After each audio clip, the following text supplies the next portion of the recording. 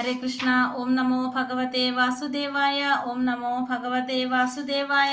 ഓം നമോ ഭഗവതേ വാസുദേവായ. ഓം അജ്ഞാനതിമിരാന്ധസ്യ ജ്ഞാനാഞ്ജനാശലാകയ ചക്ഷുരുന്മീലിതം യേന തസ്മൈ ശ്രീഗുരവേ നമഃ. നമോ വിഷ്ണുപാദായ കൃഷ്ണപ്രേഷ്ഠായ ഭൂതലേ ശ്രീമതേ ഭക്തിവേദാന്ത സ്വാമിനിധി നാമിനെ. നമസ്തേ സാരസ്വതേ ദേവേ ഗൗരവാണി പ്രചാരിണേ നിർവിശേഷ ശൂന്യവാദി പാശ്ചാത്യദേശധാരിണേ.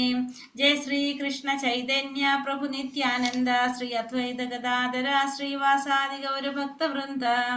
ഹരേ കൃഷ്ണ കൃഷ്ണ കൃഷ്ണ ഹരേ ഹരേ, ഹരേ രാമ രാമ രാമ ഹരേ ഹരേ.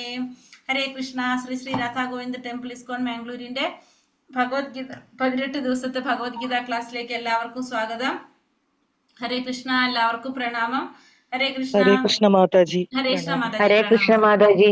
ഹരേ കൃഷ്ണ. എല്ലാവർക്കും പ്രണാമം. അപ്പൊ നമ്മൾ ഇന്ന് അധ്യായം 9, 9ാമത്തെ അധ്യായത്തിലേക്ക് കടക്കാണ്. രാജവിദ്യ രാജഗുഹ്യയോഗം. അധ്യായം 9, രാജവിദ്യ രാജഗുഹ്യയോഗം, 9ാമത്തെ അധ്യായം. നല്ല ഒരു അധ്യായമാണ്. 18 അധ്യായത്തില് ഏറ്റവും പ്രധാനപ്പെട്ട അധ്യായത്തിൽ ഒരെണ്ണാണ് ഇത്, രാജവിദ്യ രാജഗുഹ്യയോഗം. രാജവിദ്യ എന്ന് വെച്ചാൽ എന്താണ്? വിദ്യകളുടെ രാജാവാണ്. രാജഗുഹ്യം, രഹസ്യങ്ങളിൽ ഏറ്റവും രഹസ്യമായിട്ടുള്ളത്. അതാണ് ഭഗവാൻ ഏതിൽ പറയുന്നത്? ഈ 9ാമത്തെ അധ്യായത്തിൽ പറഞ്ഞു തരുന്നത്. ഏറ്റവും പ്രധാനപ്പെട്ട ഏറ്റവും വിശേഷപ്പെട്ട ഒരു അധ്യായമാണ് 9ാമത്തെ അധ്യായം. രാജവിദ്യ രാജഗുഹ്യയോഗം. കുറെ എല്ലാവർക്കും കൂടുതൽ ഇഷ്ടമുള്ള അധ്യായം ചോദിച്ചാൽ ഫസ്റ്റ് പറയുന്ന അധ്യായമാണിത്. 9ാമത്തെ അധ്യായം പറയും എല്ലാവരും കൂടുതൽ. ഹരേ കൃഷ്ണ. അപ്പൊ നമ്മള് ഇന്നലെ അധ്യായത്തിൽ എന്തൊക്കെ കണ്ടത്? 8ാമത്തെ അധ്യായത്തിൽ എന്തൊക്കെ പഠിച്ചു? അവിനാശിയും ആത്മാവിനെ. ബ്രഹ്മം എന്ത്, ആത്മാവ് എന്ത്,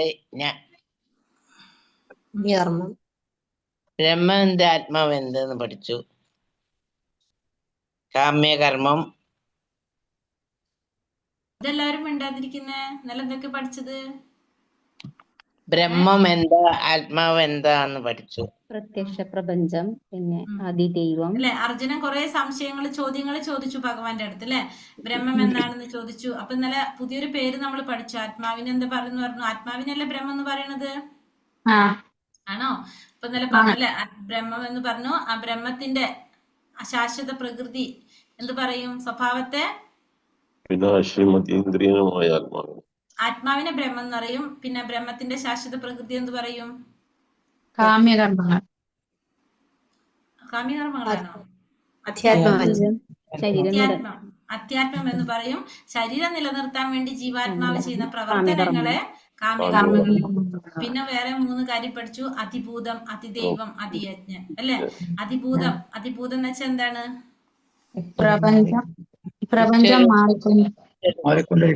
പ്രപഞ്ചത്തെ അതിഭൂതം എന്ന് പറയുന്നു. അതിദൈവം എന്ന് പറഞ്ഞാലോ ഭഗവാന്റെ വിശ്വരൂപം. വിശ്വരൂപം എന്ന് വെച്ചാല് എല്ലാ ദേവന്മാരും ഭഗവാനിലാണ് കുടികൊള്ളുന്നത്. എല്ലാവരും ഭഗവാന്റെ അംശമാണെന്ന് പറഞ്ഞല്ലേ? ഈ എല്ലാവരും നിറഞ്ഞു നിൽക്കുന്ന ഭഗവാന്റെ ആ രൂപത്തിനെയാണ് നമ്മൾ എന്ത് പറയണത്? വിശ്വരൂപം എന്ന് പറയുന്നത്. അപ്പൊ എല്ലാവരും സൂര്യനും ചന്ദ്രനും ഗണപതിയും അല്ലെങ്കിൽ മഹാദേവനും എല്ലാ ജീവാത്മാക്കളും എല്ലാവരും അടങ്ങുന്ന ഭഗവാന്റെ വിശ്വരൂപം, ഈ പ്രപഞ്ചം മുഴുവനും നിറഞ്ഞു നിൽക്കുന്ന എല്ലാ ഉൾക്കൊള്ളുന്ന ഭഗവാന്റെ വിശ്വരൂപത്തെയാണ് എന്ത് പറയുന്നത്? ദൈവം എന്ന് പറയുന്നത്. പിന്നെ അതിയജ്ഞൻ എന്ന് പറഞ്ഞാൽ ആരാണ്? ഭഗവാൻ തന്നെ. ഭഗവാനെ തന്നെയാണ് എന്ത് പറയുന്നത്? അതിയജ്ഞൻ എന്ന് പറയുന്നത് എന്ന് പറഞ്ഞു തന്നു, അല്ലെ? പിന്നെ വേറെ നമ്മൾ എന്തൊക്കെ കണ്ടു അതില് അധ്യായത്തില്? ഭഗവാന്റെ ലോകത്തെ കുറിച്ച് പറഞ്ഞു. ഭഗവാന്റെ ധാമം എങ്ങനെയുള്ളതാണെന്ന് പറഞ്ഞു ഭഗവാൻ. വേദാന്തികൾ അക്ഷയമെന്നും, ഓർമ്മയുണ്ടോ? എന്താ പറഞ്ഞ? അവ്യക്തമെന്നും അക്ഷയമെന്നും വിശേഷിപ്പിക്കുന്നതും, പിന്നെ ഒരിക്കൽ ചെന്നെത്തിക്കഴിഞ്ഞാൽ തിരിച്ചു വരേണ്ടതില്ലാത്തതാണ് എന്ത്? എന്റെ ധാമം എന്നാണ് ഭഗവാൻ പറഞ്ഞത്. ഭൗതിക ലോകത്തെ കുറിച്ച് എന്താ പറഞ്ഞത്? ഭൗതിക ലോകം എങ്ങനെയുള്ളതാണെന്ന് പറഞ്ഞു. ദുഃഖാലയം അശാശ്വതം എന്ന് പറഞ്ഞു, അല്ലെ? ഭഗവാൻ ദുഃഖാലയമാണെന്ന് പറഞ്ഞു. നമ്മളെ ഭൗതിക ലോകം ദുഃഖാലയമാണ്. പക്ഷെ ഭഗവാന്റെ ലോകം എങ്ങനെയാണ്? ദുഃഖമില്ലാത്തതാണെന്ന് പറഞ്ഞു. അവിടെ ചെന്നെത്തി കഴിഞ്ഞാൽ തിരിച്ചു വരേണ്ടതില്ലാത്തതാണെന്നും ഭഗവാൻ നമുക്ക് പറഞ്ഞു തന്നു. പിന്നെ വേറെന്താ പറഞ്ഞത്? എല്ലാ ലോകവും ജനന മരണമുണ്ട്. ഭൗതിക ലോകത്തിൽ എപ്പോഴും എവിടെ എല്ലാവിടും എന്തുണ്ട്, ജനന മരണങ്ങളുണ്ട്. അത് മറികടക്കണമെങ്കിൽ നമുക്ക് എവിടേക്ക് പോകണം? ആത്മീയ ലോകത്തിലേക്ക് കടക്കണം എന്ന് പറഞ്ഞു. പിന്നെ നമ്മൾ പറഞ്ഞു വേദപഠനം ചെയ്താലും യജ്ഞങ്ങൾ അനുഷ്ഠിച്ചാലും ദാനം ചെയ്താലും, പിന്നെ ഒരു കാര്യം കൂടി പറഞ്ഞല്ലോ, യജ്ഞം ചെയ്യുക, വേദപഠനം, കാമ്യകർമ്മങ്ങൾ ചെയ്താലും കിട്ടുന്ന ഫലം നമുക്ക് എന്തുകൊണ്ട് തന്നെ കിട്ടും? മഹാമന്ത്രം ഭക്തിയുത സേവനം ചെയ്യുന്നത് കൊണ്ട്, ഭഗവാനെ സേവനം ചെയ്യുന്നത് കൊണ്ട് തന്നെ കിട്ടും. ഒപ്പം വേറൊരു കാര്യം കൂടി കിട്ടും. എന്താണ്? പരമധാമത്തിലെത്തും. പരമമായ ധാമത്തിൽ, ഭഗവാന്റെ ധാമത്തിലെത്താം. അപ്പൊ നമ്മൾ ഈ പുണ്യകർമ്മങ്ങളൊക്കെ ചെയ്താൽ നമുക്ക് ആ പുണ്യകർമ്മത്തിന്റെ മാത്രമേ കിട്ടുള്ളൂ. അത് നമുക്ക് എവിടേക്കാ പോയി അനുഭവിക്കുക? നമ്മള് പുണ്യലോകത്ത്, സ്വർഗലോകത്ത് പോയാണ് അനുഭവിക്കുക. പക്ഷെ ഭഗവാന് സേവനം ചെയ്തു കഴിഞ്ഞാൽ ഈ പറഞ്ഞ കാര്യങ്ങളുടെ ഫലവും നമുക്ക് കിട്ടും. അതായത് പുണ്യഫലവും കിട്ടും, ഒപ്പം നമുക്ക് എവിടേക്കും പോകാൻ പറ്റും? ഭഗവാന്റെ ധാമത്തിലേക്ക് പോകാനായിട്ട് സാധിക്കും. അപ്പൊ ഭഗവത് സേവനമാണ് ഏറ്റവും ശ്രേഷ്ഠമായിട്ടുള്ളത് എന്ന്, ഭക്തിയുത സേവനമാണെന്നുള്ളത് കഴിഞ്ഞ അധ്യായത്തില് ലാസ്റ്റ് ശ്ലോകത്തില് ഭഗവാൻ പറഞ്ഞു നിൽക്കാണ്. ഹരേ കൃഷ്ണ. അപ്പൊ അത് മനസ്സിലായോ നമുക്ക്? 8ാമത്തെ അധ്യായം എല്ലാവർക്കും മനസ്സിലായി. ഇനി നമുക്ക് 9ാമത്തെ അധ്യായത്തിലേക്ക് കടക്കാം. അധ്യായം 9, രാജവിദ്യ രാജഗുഹ്യ യോഗം.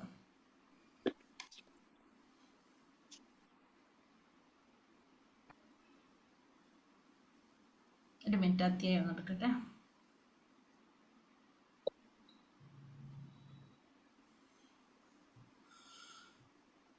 രാജവിദ്യ രാജഗുഹ്യ യോഗം, അതാണ് അധ്യായം 9. The most confidential knowledge. അത്ര രഹസ്യമായിട്ടുള്ള കാര്യങ്ങളാണ് ഭഗവാൻ നമുക്ക് ഈ അധ്യായത്തില് പറഞ്ഞു തരുന്നത്. വളരെ പ്രധാനപ്പെട്ട അധ്യായമാണ്. അതുകൊണ്ട് ഇതിലെ ശ്ലോകങ്ങൾ കുറച്ചധികം ഇതിൽ ഉൾപ്പെടുത്തിയിട്ടുണ്ട്. അപ്പോ ശ്ലോകങ്ങളുടെ അർത്ഥമാണ് കൂടുതൽ കൊടുത്തത്, മീനിങ് കൊടുത്തിട്ടുള്ള ശ്ലോകങ്ങൾ കുറച്ചുകൊണ്ട് കൂടുതൽ കിട്ടാൻ വേണ്ടിയിട്ട്. ഒന്നാമത്തെ തന്നെ ശ്ലോകം പറഞ്ഞിട്ടില്ല. ഒന്നാമത്തെ നമുക്ക് പറഞ്ഞിട്ട് തുടങ്ങാം. ഓം നമോ ഭഗവതേ വാസുദേവായ. ശ്രീ ഭഗവാനുവാച ഇദം തൂ തേ ഗുഹ്യതമം പ്രവിക്ഷ്യാമ്യാനസൂയവേ ജ്ഞാനം വിജ്ഞാന സഹിതം യജ്ഞാത്വാ മോക്ഷസ്യേ ശുഭാത്. ഇവിടെ ഭഗവാൻ പറയാണ്, ശ്രീ ഭഗവാൻ പറഞ്ഞു, പ്രിയപ്പെട്ട അർജുന, നീ ഒരിക്കലും എന്നിൽ അസൂയാലുവായിട്ടില്ല. അതിനാൽ അതിരഹസ്യമായ ഈ ജ്ഞാനവും വിജ്ഞാനവും ഞാൻ നിന്നെന്ത് ചെയ്യാം? വിജ്ഞാനവും നിന്നെ ഗ്രഹിപ്പിക്കാം. ഇതറിഞ്ഞാൽ ഭൗതിക ജീവിത ക്ലേശങ്ങളിൽ നിന്ന് നീ മുക്തനാകും. അപ്പൊ അർജുനനോട് ഭഗവാൻ പറയാണ്, നീ ഒരിക്കലും എന്നിൽ അസൂയാലുവായിട്ടില്ല. അപ്പോ ഭഗവാനെ കുറിച്ച് ഓരോരോ കാര്യങ്ങൾ കേൾക്കും തോറും അർജുനന് ഭഗവാനോടുള്ള ഭക്തി അല്ലെങ്കിൽ ആ സ്നേഹം വർദ്ധിച്ചു വരാണ് ചെയ്യുന്നത്. ഒരിക്കലും അർജുനൻ എന്ത് തോന്നിയിട്ടില്ല? ഭഗവാനോട് അസൂയ തോന്നിയിട്ടില്ല എന്ന് ഭഗവാൻ പറയാണ്. കാരണം ഭഗവാൻ ഋഷികേശനാണ്. അതുപോലെ തന്നെ ഭഗവാൻ എല്ലാവരുടെ ഉള്ളിലും ആരായിട്ടിരിക്കുന്നുണ്ട്? പരമാത്മാവായിട്ടിരിക്കുന്നുണ്ട്, അല്ലെ? അപ്പൊ നമ്മൾ ചിന്തിക്കുന്നതെല്ലാം ആർക്കറിയാം? ഭഗവാൻ അറിയാം. അപ്പൊ ഭഗവാൻ പറയാണ് അർജുനനോട്, നിനക്ക് ഇത്രയും കാര്യങ്ങൾ ഞാൻ എന്നെ പറ്റി പറഞ്ഞു തന്നിട്ടും നിനക്കൊരിക്കലും എന്നോട് എന്ത് തോന്നിയിട്ടില്ല? അസൂയ തോന്നിയിട്ടില്ല. അപ്പൊ അതുകൊണ്ട് നിനക്ക് ഞാൻ എന്ത് പറഞ്ഞു തരാം? അതീവ രഹസ്യമായ ജ്ഞാനവും വിജ്ഞാനവും നിന്നെ ഞാൻ ഗ്രഹിപ്പിക്കാം. ഇതറിഞ്ഞു കഴിഞ്ഞാൽ നിനക്ക് എന്ത് സാധിക്കും? ഭൗതിക ജീവിത ക്ലേശങ്ങളിൽ നിന്ന് നിനക്ക് മുക്തനാകാൻ സാധിക്കും. അപ്പൊ ഇത് നിനക്ക് മനസ്സിലായി കഴിഞ്ഞാൽ നിനക്ക് ജീവിതത്തിലെ ക്ലേശങ്ങളിൽ നിന്ന് മുക്തനാകാനായിട്ട്, ഭൗതിക ജീവിതത്തിൽ ഉണ്ടാകുന്ന ക്ലേശങ്ങളിൽ നിന്ന് മുക്തനാകാനായിട്ട് നിനക്ക് സാധിക്കും എന്നുള്ളത് ഭഗവാൻ അർജുനനോട് പറഞ്ഞു കൊടുക്കാണ്. രാജവിദ്യ രാജഗുഹ്യം പവിത്രാമിതമുത്തമം പ്രത്യക്ഷാവഗമം ധർമ്മ്യം സുസുഖം കർത്തുമവ്യയം. ഈ ജ്ഞാനം രാജവിദ്യയാണ്. രഹസ്യങ്ങളിൽ വെച്ച് രഹസ്യവും ഏറ്റവും പവിത്രമായതുമാണിത്. നേരിട്ട് ആത്മസാക്ഷാത്കാരം നൽകുന്നത് കൊണ്ട് ധർമ്മത്തിന്റെ പരിപൂർണതയാണിത്. ശാശ്വതവും സന്തോഷത്തോടെ ചെയ്യാവുന്നതുമാണ്. അപ്പൊ ഈ പറയുന്ന കാര്യം, ഈ ജ്ഞാനം എങ്ങനെയുള്ളതാണ്? രാജവിദ്യയാണ്. രാജവിദ്യ, വിദ്യ എന്ന് വെച്ചിട്ടുണ്ടെങ്കിൽ അറിവുന്നുണ്ട്, ഒരു പ്രവൃത്തി എന്നുള്ളൊരു മീനിങ്ങും വിദ്യക്ക് വരുന്നില്ല. നമ്മൾ പറയുമ്പോൾ ചെയ്യുന്ന ഒരു പ്രവൃത്തിയിലെ പ്രവൃത്തി എന്നും കൂടി പറയില്ലേ വിദ്യനെ. അപ്പൊ ഇത് രാജവിദ്യയാണ്. അപ്പൊ നമ്മൾ ചെയ്യുന്ന കാര്യങ്ങളില്, ചെയ്യുന്ന പ്രവൃത്തികളിലെ രാജാവ്, ചെയ്യുന്ന എന്തൊരു പ്രവൃത്തി ചെയ്യണേലും ഏറ്റവും ശ്രേഷ്ഠമായ ഒരു പ്രവൃത്തിയാണിത്. പിന്നെ രഹസ്യങ്ങളിൽ വെച്ച് ഏറ്റവും രഹസ്യമായിട്ടുള്ളതും ഇത് തന്നെ, ഏറ്റവും പവിത്രമായതുമാണത്. പിന്നെ അതുകൊണ്ട് എന്താ പ്രയോജനം പറയണത്? നേരിട്ട് ആത്മസാക്ഷാത്കാരം നേടാൻ സാധിക്കുന്നതാണത്. ധർമ്മത്തിന്റെ പരിപൂർണതയാണത്. ശാശ്വതമായതും സന്തോഷത്തോടെ ചെയ്യാവുന്നതാണ്. അപ്പൊ നമ്മുടെ പരമമായ ധർമ്മം എന്ന് പറയുന്നത് എപ്പോഴും എന്താണ്? ഭഗവാനെ സേവനം ചെയ്യുക എന്നുള്ളതാണ്. നമ്മുടെ മനുഷ്യരുടെ പരമമായ ധർമ്മം ഭാഗവതം പറയുന്നു എന്താണ്? ഭഗവാനെ സേവനം ചെയ്യുക. ഭഗവാനെ സേവനം ചെയ്യുക എന്നുള്ളതാണ് നമ്മുടെ പരമമായ ധർമ്മം. പിന്നെ അത് മാത്രമല്ല, ധർമ്മത്തിന്റെ പരിപൂർണതയാണ് ശാശ്വതവും സന്തോഷത്തോടെ ചെയ്യാവുന്നതുമാണ്. അപ്പൊ അത്രയും രഹസ്യമായിട്ടുള്ള കാര്യമാണ് ഭഗവാൻ അർജുനന് പറഞ്ഞു കൊടുക്കാൻ പോകുന്നത്. എന്തിനെ കുറിച്ച് ഇവിടെ പറയുന്നത്? 3-ാമത്തെ ശ്ലോകത്തിൽ പറയുന്നു, ഈ ഭക്തിയുടെ സേവനത്തിൽ വിശ്വാസമില്ലാത്തവർക്ക്. അപ്പൊ എന്തിനെ കുറിച്ച് ഇവിടെ പറയുന്നത്? ഭക്തിയുടെ സേവനത്തെ കുറിച്ചാണ് പറയുന്നത്. ഭഗവാന് ചെയ്യേണ്ട സേവനത്തെ കുറിച്ച്, ഭഗവത് സേവനത്തെ കുറിച്ച്, ഭക്തിയുത സേവനത്തെ കുറിച്ചാണ് അപ്പോൾ ഇവിടെ എന്തിൽ പറയുന്നത്? ഈ അധ്യായത്തിൽ പറഞ്ഞു തരുന്നത്. ഭക്തിയുത സേവനം, ഭഗവാന് സേവനം ചെയ്യാം. അതിൽ വിശ്വാസമില്ലാത്തവർക്ക് ഭഗവാനെ പ്രാപിക്കാനാവില്ല. അപ്പൊ ഇവിടെ ഭക്തിയെ കുറിച്ചാണ് ഇവിടെ പറഞ്ഞത്. അപ്പൊ ഭക്തി എന്ന് പറഞ്ഞാല് ശ്രീല പ്രഭുപാദർ കൊടുത്തിരിക്കുന്നത്, ഭക്തി എന്ന് പറഞ്ഞാൽ അവിടെ എന്തുണ്ട്? ഒരു ആക്ഷൻ ഉണ്ടാവണം, ഒരു പ്രവൃത്തി ഉണ്ടാവണം. അങ്ങനെയാണ്, അതിനാണ് നമുക്ക് എന്ത് പറയാ? ഭക്തി. അല്ലെങ്കിൽ നമ്മൾ ഭക്തി എന്ന് പറഞ്ഞാൽ അവിടെ ഒരു ആക്ഷനും ഇല്ലെങ്കിൽ അവിടെ ഒന്നില്ല, അതൊന്നും ശരിയായ രീതിയിൽ പ്രവർത്തിക്കുന്നില്ല. അപ്പൊ നമുക്കത് പ്രവർത്തിക്കണമെങ്കിൽ അവിടെ എന്ത് വേണം? ഒരു പ്രവൃത്തി, ഒരു ആക്ഷൻ കൂടി വേണം. അതാണ് പറഞ്ഞ ഭക്തിയുത സേവനം. ഭക്തി എന്ന് പറഞ്ഞാൽ ഭക്തിയുത സേവനം. അപ്പോ അതുകൊണ്ട് ഭൗതിക ലോകത്തിൽ ജനന മരണങ്ങളുടെ വഴിയിലേക്ക് വീണ്ടും തിരിച്ചെത്താൻ, ഇതിൽ വിശ്വാസം ഇല്ലാത്തവർക്ക്, ഭഗവാനില് ഭക്തിയുടെ സേവനത്തിൽ വിശ്വാസം ഇല്ലാത്തവർക്ക് ഭഗവാനെ പ്രാപിക്കാൻ സാധിക്കില്ല. അവർക്ക് വീണ്ടും എവിടേക്ക് വരേണ്ടി വരും? ഈ ഭൗതിക ലോകത്തിലേക്ക്, ജനന മരണത്തിലേക്ക് വീണ്ടും എത്തേണ്ടതായിട്ട് വരും. 4-ാമത്തെ ശ്ലോകത്തിൽ പറയുന്നു, അവ്യക്തമായ രൂപത്തിൽ ഞാൻ ഈ പ്രപഞ്ചമെമ്പാടും വ്യാപിച്ചു നിൽക്കുന്നു. സർവഭൂതങ്ങളും എന്നിലാണ്, ഞാൻ അവയിലല്ല സ്ഥിതി ചെയ്യുന്നത്. അപ്പൊ ഭഗവാൻ പറയുന്നു അവ്യക്തമായ രൂപത്തില്, കാരണം നമുക്ക് കാണാനായിട്ട് സാധിക്കില്ല ഭഗവാനെ. ഈ പ്രപഞ്ചം മുഴുവനും ഭഗവാൻ വ്യാപിച്ചു നിൽക്കാണ്. ഈ പ്രപഞ്ചം മുഴുവനും ഭഗവാൻ ഈ അവ്യക്തമായ രൂപത്തിൽ വ്യാപിച്ചു നിൽക്കാണ്. എല്ലാതും, സർവഭൂതങ്ങൾ, ഈ പ്രപഞ്ചത്തിലുള്ള എല്ലാതും ആരിലാണ് സ്ഥിതി ചെയ്യുന്നത്? ഭഗവാനിലാണ് സ്ഥിതി ചെയ്യുന്നത്. പക്ഷെ ഭഗവാൻ അവയിലല്ല സ്ഥിതി ചെയ്യുന്നത് എന്ന് ഭഗവാൻ പറഞ്ഞു. അപ്പൊ ഈ പ്രപഞ്ചത്തിലുള്ള സർവ്വചരാചരങ്ങളും എല്ലാം ഭഗവാനില് നിറഞ്ഞു നിൽക്കാണ്, വ്യാപിച്ചു നിൽക്കാണ്. എല്ലാതും ഭഗവാനിലാണ് സ്ഥിതി ചെയ്യുന്നത്. പക്ഷെ ഭഗവാൻ പറയുന്നു ഭഗവാൻ അവയിലല്ല സ്ഥിതി ചെയ്യുന്നത് എന്ന്. സൃഷ്ടിജാലങ്ങളൊന്നും എന്നിൽ സ്ഥിതി ചെയ്യുന്നില്ല. എന്റെ യോഗ പ്രഭാവം നോക്കൂ. സർവഭൂതങ്ങളുടെയും പരിപാലകനും സർവവ്യാപിയുമാണെങ്കിലും ഞാൻ ഈ പ്രത്യക്ഷ പ്രപഞ്ചത്തിന്റെ ഒരംശമല്ല, മറിച്ച് ഞാനാണ് ഈ പ്രപഞ്ചത്തിന്റെ ഉത്ഭവസ്ഥാനം. അപ്പൊ ഈ സൃഷ്ടിജാലങ്ങള് എല്ലാം എങ്ങനെയാ പറഞ്ഞത്? ഒന്നും തന്നെ ഭഗവാനിൽ സ്ഥിതി ചെയ്യുന്നില്ല. എന്റെ യോഗ പ്രഭാവം നോക്കൂ. എല്ലാത്തിന്റെ പരിപാലകനാണ് ഭഗവാൻ, സർവവ്യാപിയുമാണ് ഭഗവാൻ. എങ്കിലും ഈ പ്രത്യക്ഷ പ്രപഞ്ചത്തിന്റെ ഒരു അംശമല്ല ഭഗവാൻ. എന്താണ്? ഈ പ്രപഞ്ചത്തിന്റെ ഉത്ഭവ സ്ഥാനം ആരിൽ നിന്നാണ്? ഭഗവാനിൽ നിന്നാണെന്ന് ഭഗവാൻ പറയുന്നു. പിന്നെ 6-ാമത്തെ ശ്ലോകത്തിൽ അത് എങ്ങനെയാണെന്ന് പറഞ്ഞു തരാണ് നമുക്ക്. ആകാശത്തിൽ സ്ഥിതി ചെയ്തുകൊണ്ട് തന്നെ ശക്തിയുള്ള കാറ്റ് എല്ലായിടത്തും സഞ്ചരിക്കുന്നത് പോലെ സർവ്വ സൃഷ്ടികളും എക്കാലത്തും ഭഗവാനിലാണ് വിശ്രമിക്കുന്നതെന്ന് ഭഗവാൻ പറയുന്നത്. അപ്പൊ നമുക്ക് ആ പറഞ്ഞത് ക്ലിയർ ആക്കി തരാന്. കാറ്റ് ആകാശത്തിൽ സ്ഥിതി ചെയ്തുകൊണ്ട് തന്നെ ശക്തിയുള്ള കാറ്റ് എല്ലായിടത്തും സഞ്ചരിക്കും. അതേപോലെയാണ് എല്ലാ സൃഷ്ടികളും എല്ലാ കാലത്തും ആരിലാണ് വിശ്രമിക്കുന്നത്? ഭഗവാനിലാണ് വിശ്രമിക്കുന്നത്. അപ്പോ ആകാശത്തിൽ സ്ഥിതി ചെയ്തുകൊണ്ട് തന്നെ ശക്തിയുള്ള കാറ്റ്. അപ്പോ ഈ കാറ്റ് എങ്ങനെയാണ്? കാറ്റ് എപ്പോഴും എവിടെ നിൽക്കാണ്? ആകാശത്തിൽ തന്നെയാണ് സ്ഥിതി ചെയ്യുന്നത്. അത് അതിന്റെ അപ്പുറത്തേക്ക് കടക്കുന്നില്ല. പക്ഷെ നമുക്ക് എന്താണ്? നമുക്ക് അതിന്റെ സാന്നിധ്യം മനസ്സിലാക്കാനായിട്ട് സാധിക്കുകയാണ്. അതേപോലെയാണ് എന്ത്? എല്ലാ സൃഷ്ടികളും എല്ലാ കാലത്തും ആരിലാണ് വിശ്രമിക്കുന്നത്, സ്ഥിതി ചെയ്യുന്നതും? ഭഗവാനിൽ തന്നെയാണ്. പ്രപഞ്ച പ്രവർത്തനം എന്റെ അധീനതയിലാണ്. എന്റെ ഇച്ഛയ്ക്കനുസരിച്ച് അത് വീണ്ടും വീണ്ടും ആവിർഭവിക്കുകയും ഒടുവിൽ തിരോഭവിക്കുകയും ചെയ്യുന്നു. അപ്പോ ഈ പ്രപഞ്ചത്തിന്റെ പ്രവർത്തനം തന്നെ ആരുടെ അധീനതയിലാണ്? ഭഗവാന്റെ അധീനതയിലാണ്. ഈ ഭൗതിക പ്രപഞ്ചത്തിന്റെ നിയന്താവ് ഭഗവാനാണ്. ഭഗവാന്റെ ഇച്ഛയ്ക്കനുസരിച്ചാണ് അതെന്ത് സംഭവിക്കുന്നത്? വീണ്ടും വീണ്ടും ആവിർഭവിക്കുന്നു, ഒടുവിൽ തിരോഭവിക്കുന്നു. അതായത് ഈ ഭൗതിക പ്രപഞ്ചം എന്ന് പറഞ്ഞാല് അത് ശാശ്വതമായിട്ടുള്ളതല്ല, അതിങ്ങനെ നശിച്ചു പോകുന്നതാണ്. അതെങ്ങനെയാ നശിക്കുന്നത്? ഈ ഭൗതിക പ്രപഞ്ചം, അതായത് ബ്രഹ്മദേവന്റെ ഈ ഭൗതിക പ്രപഞ്ചത്തിലെ ഏറ്റവും മുകളിലുള്ള ലോകാണിത്, ബ്രഹ്മലോകം. 14 ലോകത്തില് ബ്രഹ്മദേവന്റെ ആയുസ് തീരുമ്പോ, അതായത് 2 തരത്തില് നമ്മൾ ഈ ഭൗതിക പ്രപഞ്ചത്തിൽ പ്രളയം സംഭവിക്കും. ഒന്നാമത്തെ പ്രളയം എന്ന് പറഞ്ഞാല് ഒരു പ്രളയം മഹാപ്രളയം. രണ്ടാമത്തത് നൈമിത്തിക പ്രളയം, ചെറിയ പ്രളയം വരും. ഈ ചെറിയ പ്രളയം വരുമ്പോ ബ്രഹ്മാവിന്റെ ലോകം പോകില്ല, ബ്രഹ്മദേവന്റെ ലോകം പോകില്ല. ബാക്കിയുള്ള ലോകങ്ങൾ, അതായത് നമ്മളെ ഭൂമി കഴിഞ്ഞ് മുകളിൽ നിന്ന് വരുന്ന 4 ലോകങ്ങൾ, അതായത് സത്യലോകം, തപോലോകം, ജനർലോകം, മഹർലോകം, ഈ 3-4 ലോകങ്ങൾ കഴിച്ചുള്ള ബാക്കി എല്ലാ ലോകങ്ങളും എന്ത് സംഭവിക്കും? ഈ ചെറിയ പ്രളയത്തിൽ, നൈമിത്തിക പ്രളയത്തിൽ ഇല്ലാതാകും. അങ്ങനെ അതാണ് ചെറിയ പ്രളയം. അത് വരെ സംഭവിക്കുന്നത് ബ്രഹ്മാവിന്റെ ഓരോ പകല് കഴിയുമ്പോൾ, നമ്മളിപ്പോ പകല് കഴിഞ്ഞ് രാത്രിയാകുന്നത് പോലെ ബ്രഹ്മാവിന്റെ ഒരു ദിവസത്തില് പകല് കഴിയുമ്പോൾ രാത്രിയാകുമ്പോ ഈ പറഞ്ഞ പ്രളയം സംഭവിക്കും. അത് കഴിഞ്ഞ് വീണ്ടും പിറ്റേ പകല് വരുമ്പോ വീണ്ടും ഈ പ്രപഞ്ചം വരും. അതിങ്ങനെ മാറിക്കൊണ്ടിരിക്കും. അതാണ് ഒരു പ്രളയം. രണ്ടാമത്തത് ബ്രഹ്മാവിന്റെ ആയുസ് കഴിയുമ്പോൾ, ബ്രഹ്മാവിന്റെ ആയുസ് എന്ന് വെച്ചാൽ 100 വർഷമാണ്. നമ്മുടെ രീതിയിലല്ല, വർഷത്തിലെ 100 വർഷമാണ് ബ്രഹ്മാവിന്റെ ആയുസ്. അപ്പൊ ബ്രഹ്മാവിന്റെ ഒരു ആയുസ് കഴിയുമ്പോൾ, അല്ലെങ്കിൽ ബ്രഹ്മാവിന്റെ മരണം സംഭവിക്കുമ്പോൾ ഈ പ്രപഞ്ചം മുഴുവൻ ഇല്ലാതാവും. അപ്പൊ ഈ ഫുള്ള് ഇല്ലാതായിട്ട് എല്ലാതും എന്താണ്? ഭഗവാനിലേക്കാണ് എല്ലാം പോകുന്നത്. ഭഗവാന്റെ വായ്ക്കുള്ളിലേക്ക് പോയിട്ട് പിന്നെ വീണ്ടും പ്രപഞ്ചം വരുന്നു, പുതിയൊരു ബ്രഹ്മാവ് വന്നിട്ട് വീണ്ടും എന്ത് തുടങ്ങാണ്? സൃഷ്ടി തുടങ്ങാണ് ചെയ്യുന്നത്.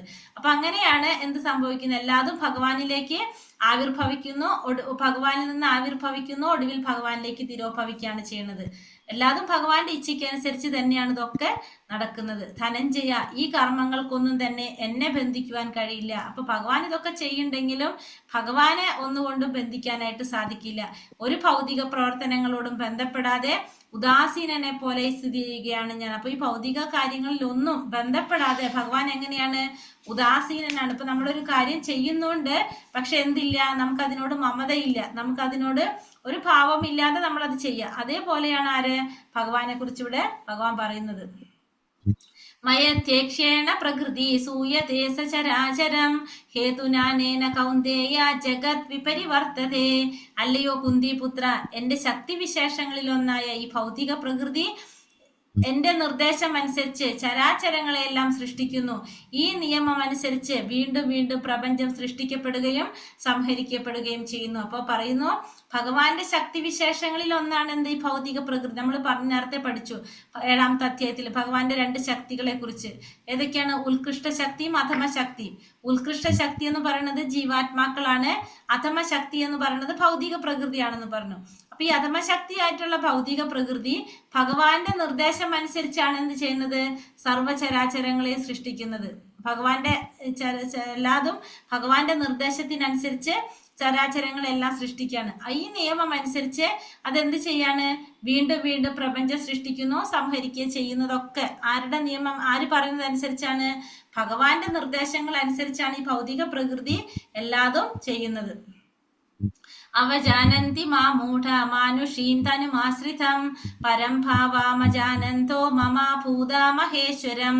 മനുഷ്യരൂപത്തിൽ അവതരിക്കുന്ന എന്നെ മൂഢന്മാർ നിന്ദിക്കുന്നു. എല്ലാറ്റിനും ഈശ്വരനായ എന്റെ അതീന്ദ്രിയ സ്വഭാവം അവർക്ക് അറിഞ്ഞുകൂടാ. അപ്പൊ മനുഷ്യരൂപത്തിൽ അവതരിക്കുന്ന എന്നെ ആര് നിന്ദിക്കും? മൂഢന്മാര് നിന്ദിക്കും. എല്ലാറ്റിനും ഈശ്വരനായിട്ടുള്ള എന്റെ അതീന്ദ്രിയ സ്വഭാവം ആർക്കറിയില്ല? ഈ മൂഢന്മാർക്ക് അറിയാൻ സാധിക്കില്ല. അപ്പൊ ഭഗവാൻ മനുഷ്യരൂപത്തിൽ വരുമ്പോ മൂഢന്മാര് ഭഗവാനെ സാധാരണ ഒരു മനുഷ്യനായിട്ട്, സാധാരണ ഒരു വ്യക്തിയായിട്ടാണ് അവർ കാണുന്നത്. ഭഗവാൻ എല്ലാറ്റിന്റെയും ഈശ്വരനാണ്. ഭഗവാന്റെ അതീന്ദ്രിയ സ്വഭാവം ആർക്ക് മനസ്സിലാക്കാൻ സാധിക്കില്ല? ഈ മൂഢന്മാർക്ക് ഭഗവാനെ മനസ്സിലാക്കാനായിട്ട് സാധിക്കില്ല. അപ്പൊ ഇന്നലെ നമ്മൾ പറഞ്ഞല്ലേ, ഭഗവാനെ ഇന്നലെ മിഞ്ഞാന്നത്തെ അധ്യായത്തിൽ നമ്മൾ കണ്ടു. എന്താ പറഞ്ഞത്? ഭഗവാന്റെ ശക്തിയായിട്ടുള്ള യോഗമായ ഭഗവാൻ എന്ത് ചെയ്യാണ്? ഇത്തരത്തിലുള്ള വ്യക്തികളിൽ നിന്ന് ഭഗവാനെ മറച്ചു പിടിക്കുന്നതായിട്ട് നമ്മൾ പറഞ്ഞു. മോഘാശ മോഘ കർമാണോ മോഘജ്ഞാന വിചേതസഃ രാക്ഷസീം ആസുരീം ചൈവ പ്രകൃതി മോഹിനീം ശ്രുത. ഇങ്ങനെ മോഹിതരായവർ ആസുരങ്ങളും നിരീശ്വരവാദപരങ്ങളുമായ ആശയങ്ങളാൽ ആകൃഷ്ടരാകുന്നു. ആ വ്യാമോഹാവസ്ഥയിൽ മുക്തിയെക്കുറിച്ചുള്ള പ്രതീക്ഷകളും ഫലോദിഷ്ട കർമ്മങ്ങളും ജ്ഞാനാർജനവുമെല്ലാം പാഴായി പോകും. അപ്പോൾ ഇവിടെ പറയുന്നു, മനുഷ്യരൂപത്തില് അവതരിക്കുന്ന ഭഗവാനെ ആസുര സ്വഭാവത്തിലുള്ളവർക്ക് മനസ്സിലാക്കാനായിട്ട് സാധിക്കില്ല. അപ്പൊ അത്തരത്തിലുള്ളവര് അവർക്ക് എന്താ സംഭവിക്കുന്നത്? അങ്ങനെ ആസുര സ്വഭാവത്തിലുള്ളവര് അവരുടെ മോഹിതരായിട്ടുള്ള ആസുര സ്വഭാവികള് നിരീശ്വരവാദപരമായിട്ടുള്ള ആശയങ്ങളിൽ ആകൃഷ്ടരാകും. ഈ ആസുര സ്വഭാവത്തിലുള്ളവര് ഭക്തിക്കെതിരായിട്ടുള്ള കാര്യങ്ങൾ അല്ലെങ്കിൽ ഭക്തി ഇല്ലാത്ത തരത്തിലുള്ള പ്രവർത്തികളിൽ അവർ ആകൃഷ്ടരാകും. നിരീശ്വരവാദപരമായിട്ടുള്ള പ്രവർത്തികളിലെ കാര്യങ്ങളിൽ അല്ലെങ്കിൽ ആശയങ്ങളിൽ അവർ ആകൃഷ്ടരാകും. ആ വ്യാമോഹാവസ്ഥയില്, അത്തരത്തിലുള്ള ഒരു അവസ്ഥയില് അവര് മുക്തിയെ കുറിച്ച് ഉള്ള പ്രതീക്ഷകള്, പിന്നെ അതുപോലെ തന്നെ ഫലം ആഗ്രഹിച്ചുകൊണ്ട് ചെയ്ത കർമ്മങ്ങൾ ഉണ്ടാവും. അതെല്ലാം പിന്നെ ജ്ഞാനം ആർജിക്കുക. കുറെ ജ്ഞാനമൊക്കെ അവർ നേടിയിട്ടുണ്ടെങ്കിൽ അതെല്ലാം അവരുടെ എന്തായിട്ട് മാറും? ഇതെല്ലാം അവരുടെ പാഴായി പോകും. എത്തരത്തിലുള്ളവര്? ഈ ആസുര സ്വഭാവത്തിലുള്ളവര്, ഇത്തരത്തിലുള്ളവരെ കുറിച്ചാണ് ഇവിടെ പറയുന്നത്. ഇനി മഹാത്മാക്കളെ കുറിച്ച്, ഭഗവാനെ കുറിച്ച് അറിയുന്നവരെ കുറിച്ച് എന്താ പറയുന്നത്? മഹാത്മാനസ്തു മാം പാർത്ഥ ദൈവീം പ്രകൃതിമാശ്രിതഃ ഭജത്യാനന്യ മനസോ ജ്ഞാത്വാ ഭൂതാദിമവ്യയം. അല്ലയോ പാർത്ഥ, വ്യാമോഹം ബാധിക്കാത്ത വിശിഷ്ടാത്മാക്കൾ ദൈവിക പ്രകൃതിയാൽ സുരക്ഷിതരാണ്. സർവഭൂതങ്ങൾക്കും ആദി കാരണവും അവ്യയനുമായ പരമപുരുഷനാണ് ഞാനെന്നറിഞ്ഞുകൊണ്ട് അവർ എപ്പോഴും ഭക്തിപൂർവ്വം എന്റെ സേവനത്തിൽ മുഴുകുന്നു. അപ്പൊ ഇപ്പൊ നമ്മൾ കണ്ടത് ആസുരിക സ്വഭാവത്തിലുള്ളവരെ കുറിച്ച്, അതായത് വ്യാമോഹം ബാധിച്ചവരെ കുറിച്ചാണ് നമ്മൾ പറഞ്ഞത്. അത്തരത്തിലുള്ളവർക്ക് എന്ത് സംഭവിക്കുന്നു എന്ന് പറഞ്ഞു?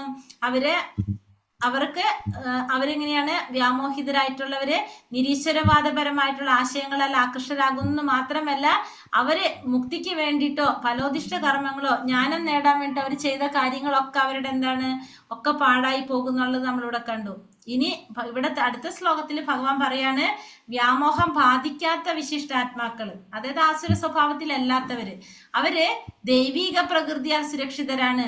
ദൈവിക പ്രകൃതി എന്ന് പറഞ്ഞാൽ ഭഗവാന്റെ യോഗമായ അന്തരംഗ ശക്തിയായിട്ടുള്ള രാധാറാണി. ദൈവിക പ്രകൃതിയാൽ സുരക്ഷിതരാണ് ആര്? വ്യാമോഹം ബാധിക്കാത്ത വിശിഷ്ടാത്മാക്കള്. അപ്പൊ സർവഭൂതങ്ങൾക്കും ആദി കാരണനാണ് ഭഗവാൻ, അവ്യയനാണ് ഭഗവാൻ എന്ന് മനസ്സിലാക്കിക്കൊണ്ട് അവരെന്ത് ചെയ്യും? ഭക്തിപൂർവ്വം ഭഗവാന്റെ സേവനത്തിൽ മുഴുകും. അപ്പോ വ്യാമോഹം ബാധിക്കാത്ത വിശിഷ്ടാത്മാക്കള് ഭഗവാന്റെ അന്തരംഗ ശക്തിയായിട്ടുള്ള രാധാറാണിയല്ല, അല്ലെങ്കിൽ ദൈവിക പ്രകൃതിയാൽ സുരക്ഷിതരാണ്. ഭഗവാനെ അവർ മനസ്സിലാക്കിക്കൊണ്ട് ഭഗവാൻ സർവഭൂതങ്ങൾക്കും ആദി കാരണനാണ് ഭഗവാൻ, അവ്യയനാണ് ഭഗവാൻ എന്ന് മനസ്സിലാക്കി എപ്പോഴും അവരെന്ത് ചെയ്യും? ഭക്തിപൂർവ്വം ഭഗവാന്റെ സേവനത്തിൽ മുഴുകുന്നു. നേരെ മറിച്ച് വ്യാമോഹം ബാധിച്ചവരെ നമ്മൾ കണ്ടു. അവർക്ക് എന്താണ്? അവർക്ക് ഭഗവാനെ കുറിച്ച് അറിയാനുള്ള അവസരങ്ങൾ ഉണ്ടാകുന്നില്ല.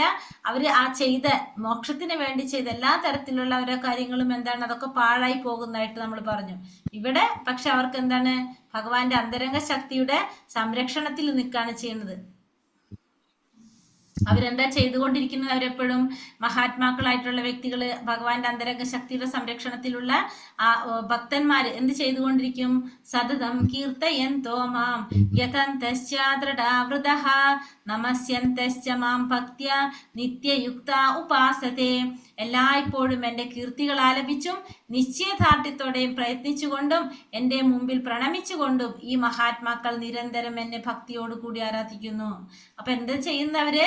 എല്ലായ്പ്പോഴും ഭഗവാന്റെ കീർത്തികൾ ആലപിക്കുന്നു, നിശ്ചയദാർഢ്യത്തോടെ പ്രയത്നിക്കുന്നു, ഭഗവാന്റെ മുന്നിൽ പ്രണാമം ചെയ്യുന്നു. ഇത്തരത്തിൽ ഈ മഹാത്മാക്കൾ എന്ത് ചെയ്യും? എപ്പോഴും ഭഗവാനെ ഭക്തിയോടെ ആരാധിച്ചു കൊണ്ടേയിരിക്കും. അപ്പൊ ഈ മഹാത്മാക്കളായിട്ടുള്ള ഇത്തരത്തിലുള്ള വ്യക്തികള് സതതം കീർത്തയന്തോ മാം, എപ്പോഴും ഭഗവാനെ കീർത്തിച്ചു കൊണ്ടേയിരിക്കും. പിന്നെ എപ്പോഴും ഭഗവാന്റെ മുന്നിൽ പ്രണാമം ചെയ്തുകൊണ്ടും അവര് നിരന്തരം ഭഗവാനെ ധ്യാനിച്ചു കൊണ്ടേയിരിക്കും, ആരാധിച്ചു കൊണ്ടേയിരിക്കും. എങ്ങനെയുള്ളവര്? ഭക്തന്മാരായിട്ടുള്ള ഭഗവാന്റെ ഭക്തന്മാര് സതതം കീർത്തയന്തോ, മഹാത്മാക്കളായിട്ടുള്ള വ്യക്തി എപ്പോഴും ഭഗവാനെ കീർത്തിച്ചുകൊണ്ടും നിശ്ചയദാർഢ്യത്തോടെ പ്രയത്നിച്ചുകൊണ്ടും ഭഗവാന്റെ മുന്നിൽ പ്രണാമം ചെയ്തുകൊണ്ടും അവര് ഭക്തിയോട് ഭഗവാനെ ആരാധിക്കുന്നു. പിതാഹമസ്യ ജഗതോ മാതാ ധാതാ പിതാമഹഃ വേദ്യം പവിത്രമോങ്കാരം ഋക്സാമായജുരേവച. ഇനി അടുത്ത ശ്ലോകത്തിൽ ഭഗവാൻ പറയുന്നു, ലോകത്തിന്റെ അമ്മയും അച്ഛനും രക്ഷകനും പിതാമഹനും ഞാൻ തന്നെയാണ്. അപ്പൊ ഈ ലോകത്തിന്റെ അമ്മ, അച്ഛൻ, രക്ഷകൻ, പിതാമഹൻ എല്ലാം ആര് തന്നെയാണ്? ഭഗവാൻ തന്നെയാണ്. അറിയേണ്ടതും പവിത്രമാകുന്നതും പ്രണവവും ഋക്ക് സാമ യജുർവേദങ്ങൾ എല്ലാം ആര് തന്നെ? എല്ലാം ഞാൻ തന്നെയാണ്. അപ്പൊ ഭഗവാൻ പറയുന്നു, ലോകത്തിന്റെ അമ്മയും അച്ഛനും രക്ഷകനും പിതാമഹനും എല്ലാം ഞാൻ തന്നെ. അറിയേണ്ടതും എന്നെ കുറിച്ച്, പവിത്രമാകുന്നതും എന്നിലൂടെ. പ്രണവം, ഋക്ക് സാമ യജുർവേദങ്ങൾ എല്ലാം ആരാണ്? എല്ലാം ഞാൻ തന്നെയാണെന്ന് ഭഗവാൻ പറയുന്നു. ലക്ഷ്യവും ഭരണകർത്താവും പ്രഭുവും സാക്ഷിയും വാസസ്ഥാനവും ആശ്രയവും ഉറ്റമിത്രവും എല്ലാം ആരാണ്? ഞാൻ തന്നെയാണ്. സൃഷ്ടിയും സംഹാരവും എല്ലാറ്റിന്റെയും അടിസ്ഥാനവും ആരാണ്? ഞാൻ തന്നെ. ശാശ്വതമായ ബീജവും ആര് തന്നെ? അതും ഞാൻ തന്നെയാണെന്ന് ഭഗവാൻ നമുക്കിവിടെ പറഞ്ഞു തരാണ്. അടുത്ത ശ്ലോകത്തിൽ ഭഗവാൻ പറയുന്നു, അർജുന, അല്ലയോ അർജുന, ഞാൻ ഊർജം പ്രദാനം ചെയ്യുന്നു. ഞാൻ എന്ത് ചെയ്യാണ്? എല്ലാ ഊർജം പ്രദാനം ചെയ്യുന്നത് ഞാനാണ്. പിന്നെ മഴ പെയ്യിക്കുന്നതും ഞാൻ തന്നെ, അത് നിർത്തുന്നതും ഞാൻ തന്നെ, അമൃതമായിട്ടുള്ളതും പിന്നെ മൃത്യുവായിട്ട് വരുന്നതും ആത്മാവായതും ജഡവസ്തുവും എല്ലാം ആരിലാണ്? എല്ലാം എന്നിലാണ്. അപ്പോ ഊർജം പ്രദാനം ചെയ്യുന്നത് ഞാൻ തന്നെയാണ്, മഴ പെയ്യിക്കുന്നത് ഞാനാണ്, മഴ നിർത്തുന്നത് ഞാനാണ്, എല്ലാം എന്നിൽ നിന്നാണ് വരുന്നത്. അമൃതമായിട്ടുള്ളത്, അത് മരണമില്ലാത്തതും മരണവും എന്നിലാണ് വരുന്നത്. പിന്നെ ആത്മാവ് ഞാനാണ്, ജഡവസ്തു എല്ലാം ആരിൽ തന്നെയാണ്? എല്ലാം എന്നിൽ തന്നെയാണെന്ന് ഭഗവാൻ പറയുന്നു. പിന്നെ സ്വർഗീയ സുഖങ്ങൾ കാക്ഷിച്ച് വേദപഠനം നടത്തുന്നവര്, സോമപാനം ചെയ്യുന്നവരും മറ്റൊരു വിധത്തിൽ ഭജിക്കുന്നത് ആരെയാണ്? എന്നെ തന്നെയാണ്. പാപഫലങ്ങളിൽ നിന്ന് മുക്തരായി പുണ്യലോകമായ ഇന്ദ്രന്റെ സ്വർഗത്തിൽ ജനിച്ച് അവർ ദിവ്യ സുഖങ്ങളെ അനുഭവിക്കുന്നു. അപ്പൊ ഈ സ്വർഗീയ സുഖങ്ങളെല്ലാം ആഗ്രഹിച്ചുകൊണ്ട് വേദപഠനം നടത്തുക, അതുപോലെ തന്നെ സോമപാനം ചെയ്യുക, അതൊരു പാനീയമാണ്. സോമരസം കുടിക്കാന്ന് പറഞ്ഞ അതൊക്കെ ചെയ്യുന്നവര് എന്തിനാണ് ഒരു തരത്തില് അല്ലെങ്കിൽ മറ്റൊരു തരത്തില് ഭജിക്കുന്നത് ആരെ തന്നെയാണ്? ഭഗവാനെ തന്നെയാണ്. അപ്പൊ അവർക്ക് എന്താ സംഭവിക്കുന്നത്? പാപഫലങ്ങളിൽ നിന്ന് മുക്തരായിട്ട് പുണ്യലോകമായിട്ടുള്ള ഇന്ദ്രന്റെ ലോകത്ത് ജനിച്ചുകൊണ്ട് അവർക്ക് എന്ത് സാധിക്കും? ആ ദിവ്യ സുഖങ്ങൾ അനുഭവിക്കാൻ സാധിക്കും. ഇപ്പൊ നമ്മൾ ഇന്നലെ പറഞ്ഞു അല്ലെ, ആ ദിവ്യ സുഖങ്ങൾ അനുഭവിക്കാൻ അവിടെ നിന്ന് പെർമനന്റ് നിൽക്കാൻ പറ്റുമോ? ഇല്ല. അത് കഴിയുമ്പോൾ നമ്മൾ അവിടെ തിരിച്ചു പോരണം. അടുത്ത ശ്ലോകത്തിൽ പറയുന്നു, ഇങ്ങനെ സ്വർഗീയ സുഖങ്ങളായ ഇന്ദ്രിയ സുഖങ്ങൾ ഒട്ടേറെ അനുഭവിച്ച് തങ്ങൾ ചെയ്ത പുണ്യകർമ്മങ്ങളുടെ ഫലം നഷ്ടപ്പെടുമ്പോൾ അവർ ഈ നശ്വരമായ ഭൂമിയിലേക്ക് തിരിച്ചു വരുന്നു. അപ്പൊ അങ്ങനെ ആ സ്വർഗീയ സുഖങ്ങളെല്ലാം അനുഭവിച്ച് അതിന്റെ കാലാവധി തീരുമ്പോൾ നമ്മൾ എന്ത് വേണ്ടി വരും? അവിടെ നിന്ന് തിരിച്ച് ഭൂമിയിലേക്ക് വരേണ്ടതായിട്ട് വരും.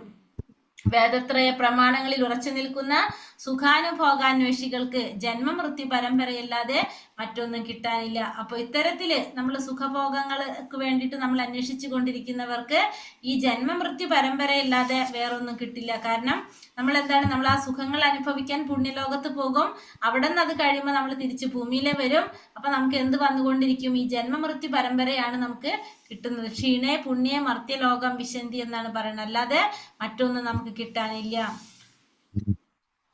അനന്യാശ്ചിന്തയന്തോ മാം യേ ജനാ പരിപാസതേ തേഷാം നിത്യാഭിയുക്താനാം യോഗക്ഷേമം വഹാമ്യഹം.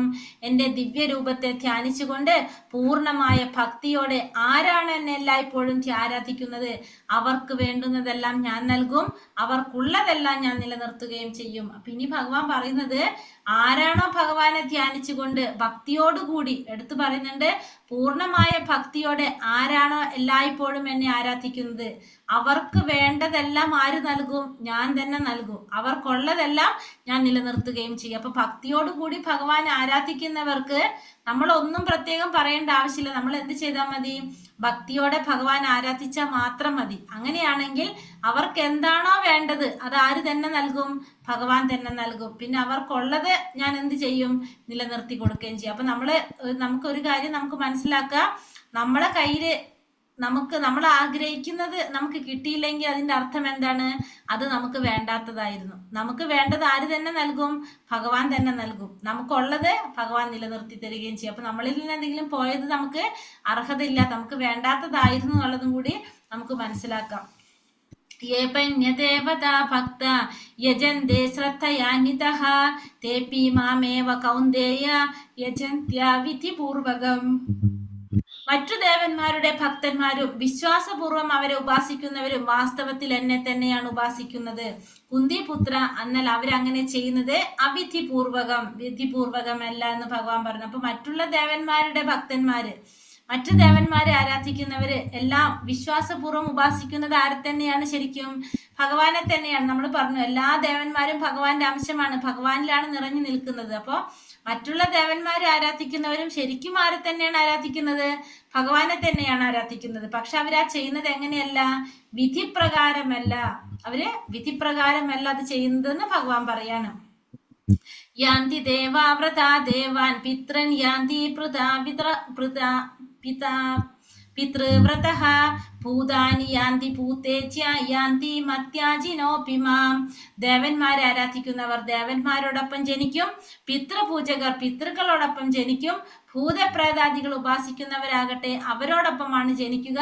എന്നെ ആരാധിക്കുന്ന ഭക്തന്മാർ എന്നോടൊപ്പം ജീവിക്കും. അപ്പൊ ഭഗവാൻ പറയാണ്, ദേവന്മാരെ ആരാധിക്കുന്നവര്, പിതൃപൂജ ചെയ്യുന്നവര്, ഭൂതപ്രേതാദികളെ ആരാധിക്കുന്നവരോട് അവരൊക്കെ അവരുടെ ലോകത്ത് പോയിട്ട് ജന്മമെടുക്കും. ഇന്നലെ നമുക്ക് പറഞ്ഞു അല്ലേ, ഓരോരുത്തരും ആരെയാണ് ആരാധിക്കുന്നത് അവരുടെ ലോകത്ത് പോയിട്ട് ജന്മമെടുക്കും.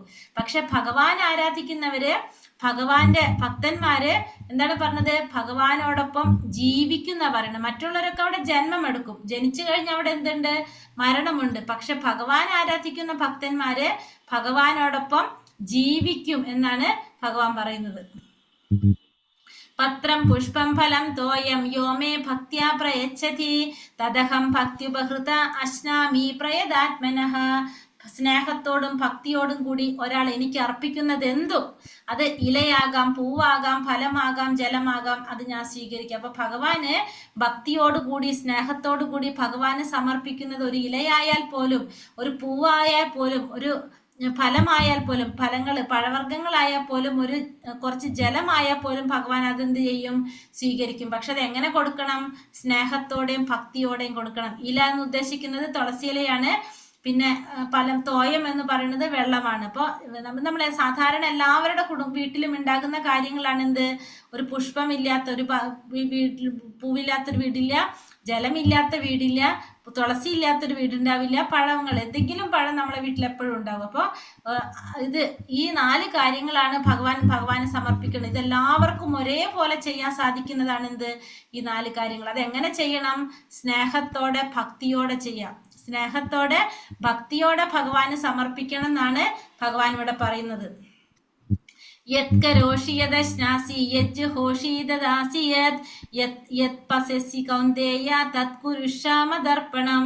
നീ എന്ത് ചെയ്യുന്നുവോ, എന്ത് നിവേദിക്കുന്നുവോ, ഭക്ഷിക്കുന്നുവോ, എന്ത് ദാനം ചെയ്യുന്നുവോ, എന്ത് തപശ്ചര്യകൾ അനുഷ്ഠിക്കുന്നുവോ കുന്തിപുത്ര, അതെല്ലാം എനിക്കായി അർപ്പിച്ചുകൊണ്ട് ചെയ്യുക. അപ്പൊ ഭഗവാൻ പറയാണ്, നീ എന്ത് ചെയ്യുമ്പോഴും നീ എന്ത് വേണം, എനിക്ക് സമർപ്പിച്ചുകൊണ്ട് ചെയ്യണം. അതായത് ഏത് സന്ദർഭത്തിലും നമ്മൾ ഭഗവാനെ മറന്നു പോകാതിരിക്കാനായിട്ട്, നമ്മളെ ജീവിതത്തില് ഒരു സമയം പോലും, ഒരു സെക്കൻഡ് പോലും ഭഗവാനെ മറന്നുകൊണ്ടുണ്ടാവരുത്. അങ്ങനത്തെ രീതിയിലായിരിക്കണം നമ്മൾ നമ്മുടെ ജീവിതത്തെ ചിട്ടപ്പെടുത്തി എടുക്കേണ്ടത്. അതിനാണ് ഭഗവാൻ പറയുന്നത്, നീ എന്ത് ചെയ്യുമ്പോഴും, എന്ത് നിവേദിക്കുമ്പോഴും, എന്ത് ഭക്ഷിക്കുമ്പോഴും, എന്ത് ദാനം ചെയ്യുമ്പോഴും, എന്ത് തപശ്ചര്യകൾ അനുഷ്ഠിക്കുമ്പോഴും എന്ത് ചെയ്യണം, എനിക്കായി അർപ്പിച്ചുകൊണ്ട് ചെയ്യണം. കാരണം അങ്ങനെ ഏതൊരു സമയത്തും ഭഗവാനെ സ്മരിച്ചുകൊണ്ടിരിക്കുന്ന ഒരു വ്യക്തിക്ക് ഒരിക്കലും എന്തുണ്ടാവില്ല, ജീവിതത്തില് ക്ലേശങ്ങൾ അനുഭവിക്കേണ്ടതായിട്ട് വരില്ല. മാത്രം എന്താണ്, ഒരു സമയം നമ്മുടെ ജീവിതത്തിൽ ഉണ്ടാവില്ല ഭഗവാനെ മറന്നുകൊണ്ടുള്ള. ഏതൊരു സമയത്തും ഭഗവാനെ സ്മരിക്കുക എന്നുള്ളതാണ് നമുക്ക് ഇവിടെ മനസ്സിലാക്കുന്നത്. അങ്ങനെ ഒരു സന്ദർഭം നമ്മളെ ജീവിതത്തിൽ ഉണ്ടാകാതെ, ഭഗവാനെ സ്മരിക്കാത്ത ഒരു സമയവും നമ്മുടെ ജീവിതത്തിൽ ഉണ്ടല്ലോ. അതുകൊണ്ട് എല്ലാതും ഭഗവാന് സമർപ്പിച്ചുകൊണ്ട് ചെയ്യണം. ഇനി ഭഗവാൻ പറയാണ്, സമ്മോഹം സർവഭൂതേഷു നമേ ദ്വേഷ്യാസ്തി നാ പ്രിയഃ യേ ഭജന്തി തു മാം ഭക്ത്യാ മയി തേതേഷു ചാപ്യഹം. എനിക്ക് ആരോടും അസൂയയില്ല, പക്ഷാപാതവുമില്ല, എല്ലാറ്റിനോടും സമഭാവനയാണ് എനിക്കുള്ളത്. പക്ഷേ ഭക്തി പുരസരം ആരാണ് എന്നെ സേവിക്കുന്നത്, അയാൾ എൻ്റെ സുഹൃത്തും ഞാൻ അയാളുടെ സുഹൃത്തുമാണ്, അവൻ എന്നിൽ അധിവസിക്കുന്നു. അപ്പൊ ഭഗവാൻ പറയാണ്, ഭഗവാൻ ആരോടും എന്തില്ല, അസൂയയില്ല, പക്ഷാപാതവും ഭഗവാനില്ല. എല്ലാവരെയും എങ്ങനെയാണ്, സമഭാവനയോടെ ഒരേപോലെയാണ് ഭഗവാൻ കാണുന്നത്. പിന്നെ അവിടെ ഒരു പക്ഷേ പറഞ്ഞിട്ട് എന്താ പറയണത്, ഭക്തി പുരസ്സരം ആരാണോ എന്നെ സേവിക്കുന്നത്, ഭക്തിയോടുകൂടി ആരാണോ എന്നെ സേവിക്കുന്നത്, അയാൾ എൻ്റെ സുഹൃത്തായിരിക്കും, ഞാൻ അയാളുടെ സുഹൃത്തായിരിക്കും, എപ്പോഴും അവൻ എന്നിൽ അധിവസിക്കും. അപ്പൊ ഭഗവാൻ സത്യത്തിൽ ആരോടും അസൂയില്ല, പക്ഷാപാതം ഇല്ല, ഒന്നുമില്ല. പക്ഷെ ചെറിയൊരു ചായ്വ് ആരോട് കൂടുതലുണ്ട്, ഭക്തന്മാരോട് ഭഗവാന് കൂടുതലുണ്ട്. കാരണം ആരാണോ ഭക്തിയോടുകൂടി എന്നെ ആരാധിക്കുന്നത്, ഞാൻ അയാളുടെ സുഹൃത്തായിരിക്കും, അയാൾ എന്നിൽ അധിവസിക്കുന്നതായിരിക്കുമെന്ന് ഭഗവാൻ പറയാണ്. അവൻ എന്നിൽ അധിവസിക്കുന്നു എന്നുള്ളത് ഭഗവാൻ പറയാണ്. അപി ചേത് സുദ്രാചാരോ ഭജന്തേ മാമനന്യഭക് സാധുരേവ സമന്തവ്യ സമ്യകാ വ്യവസിതോ ഹി സഹ.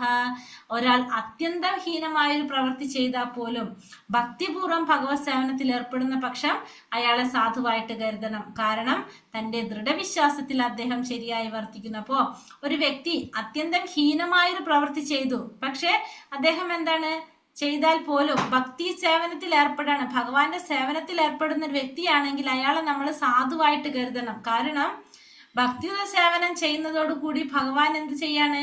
അവരെ പവിത്രീകരിക്കുകയാണ് ചെയ്യണത്. അപ്പോ അങ്ങനെ ഒരു പ്രവൃത്തി ചെയ്താൽ പോലും, അത്യന്തം ഹീനമായൊരു പ്രവൃത്തി ചെയ്തൊരു വ്യക്തി പോലും ഭഗവത് സേവനം ചെയ്തുകൊണ്ടിരിക്കുകയാണെങ്കിൽ അയാളെ നമ്മൾ സാധുവായിട്ട് കരുതണമെന്ന് മാത്രമല്ല, അയാൾ എന്താണ്, തന്റെ ദൃഢവിശ്വാസത്തിൽ അദ്ദേഹം ശരിയായി വർത്തിക്കുന്നു. അപ്പൊ അദ്ദേഹത്തിന് ദൃഢവിശ്വാസം ഉണ്ട്. കാരണം എന്താണ്, ഒരു ഭക്തനാണ് അദ്ദേഹം. ആ ഉള്ളിലിരിക്കുന്ന പരമാത്മാവായിട്ടുള്ള ഭഗവാൻ ആ ഭക്തൻ എന്ത് ചെയ്യും? പവിത്രീകരിക്കുമെന്നിവിടെ പറയാണ്. ക്ഷിപ്രം ഭവതി ധർമാത്മാ ശാശ്വശാന്തിം നിഗച്ഛതി കൗന്ദേയ പ്രതിജാനീഹി നമേ ഭക്ത പ്രണശ്യതി. ഇപ്പൊ എന്താണ് ഭഗവാൻ പറയുന്നത്? അവൻ വേഗത്തിൽ തന്നെ ധാർമ്മികനായി തീർന്ന് ശാശ്വതമായ ശാന്തി നേടുന്നു. അപ്പൊ അത്തരത്തിലുള്ള ഒരു ഭക്തൻ, അതായത് ഹീനമായൊരു പ്രവൃത്തി ചെയ്ത വ്യക്തിയാണെങ്കിലും ഭഗവാന്റെ സേവനം ചെയ്തുകൊണ്ടിരിക്കുകയാണെങ്കിൽ അവന് വേഗത്തിൽ തന്നെ എന്ത് സാധിക്കും? ധാർമ്മികനായി തീർന്ന് ശാശ്വതമായ ശാന്തി നേടാൻ സാധിക്കും. എന്നിട്ട് അർജുനനോട് പറയാണ്, എന്റെ ഭക്തൻ ഒരിക്കലും നാശം സംഭവിക്കുന്നില്ല എന്ന് കുന്തിപുത്ര നീ ഉറപ്പിച്ചു പ്രഖ്യാപിക്കൂ. അപ്പൊ അർജുനനോട് ഭഗവാൻ പറയാണ്, എന്റെ ഭക്തൻ ഒരിക്കലും എന്ത് സംഭവിക്കുന്നില്ല? നാശം സംഭവിക്കുന്നില്ല എന്നുള്ളത് അർജുന, കുന്തിപുത്ര നീ പ്രഖ്യാപിക്കൂ എന്നാണ് ആരോട് പറയുന്നത്? അർജുനനോട് ഭഗവാൻ ഉറപ്പിച്ച് പ്രഖ്യാപിക്കാൻ. കാരണം ഭഗവാനെ ആശ്രയിക്കുന്നവർക്ക് ഒരിക്കലും നാശം സംഭവിക്കുന്നില്ല എന്നുള്ളത് അർജുനനോട് പറയാണ്. നീ പ്രഖ്യാപിക്കൂ എന്നാണ് ഇവിടെ അർജുനനോട് ഭഗവാൻ പറയുന്നത്. പിന്നെ ഭഗവാൻ പറയാണ്, ഒന്നും കൂടി ക്ലിയർ ആക്കി തരാണ്. മാംഹി പാർത്ഥവിപാശ്രിത്യ യോമേ യേപി സ്യൂപാപയോനയഃ സ്ത്രീയോ വൈശ്യാസ്തഥാ ശൂദ്രാസ്തേപി യാന്തി പരാം ഗതിം. പാർത്ഥ, എന്നെ ആശ്രയിക്കുന്നവരാരായാലും, ഏത് കുലത്തിൽ പിറന്നവരായാലും, അധമകുലത്തിൽ പിറന്നവരായിക്കോട്ടെ, സ്ത്രീകളായിക്കോട്ടെ, കച്ചവടക്കാരായിക്കോട്ടെ, ശൂദ്രരായിക്കോട്ടെ, ആരായാലും എന്ത് സാധിക്കും? പരമപദം പ്രാപിക്കുക. അതായത് ഭഗവാനെ ആശ്രയിക്കുന്നവര് ആരായാലും വിരോധമില്ല എന്ന് ഭഗവാൻ എടുത്തു പറയാണ്. അധമകുലത്തിൽ പിറന്നവരായാലും, സ്ത്രീകളായാലും, കച്ചവടക്കാര്, ശൂദ്രർ, ഇവരൊക്കെ എങ്ങനെയാണ്? താഴ്ന്ന രീതിയിൽ പറയുന്നത്. അതിപ്പോ സ്ത്രീകളെയും കൂടി, സ്ത്രീകൾ എന്ന് പറഞ്ഞാലും പണ്ട് കാലത്ത് എന്തൊന്നുമില്ല, അവർക്ക് ഈ ആത്മീയമായിട്ട് ഉയരാനൊന്നും സാധിക്കില്ല. ഭഗവാനെ കുറിച്ചൊന്നും അത്രയും മനസ്സിലാക്കാൻ സാധിക്കുന്നുണ്ടായിരുന്നില്ല. പിന്നെ അതുപോലെ തന്നെ ഭക്തിയെ കുറിച്ച്, ഭഗവാന് വേണ്ടിയിട്ട് സേവനം ചെയ്യുക, അത്തരത്തിലുള്ള കാര്യങ്ങൾക്കൊന്നും ആർക്ക് സാധിച്ചിരുന്നില്ല?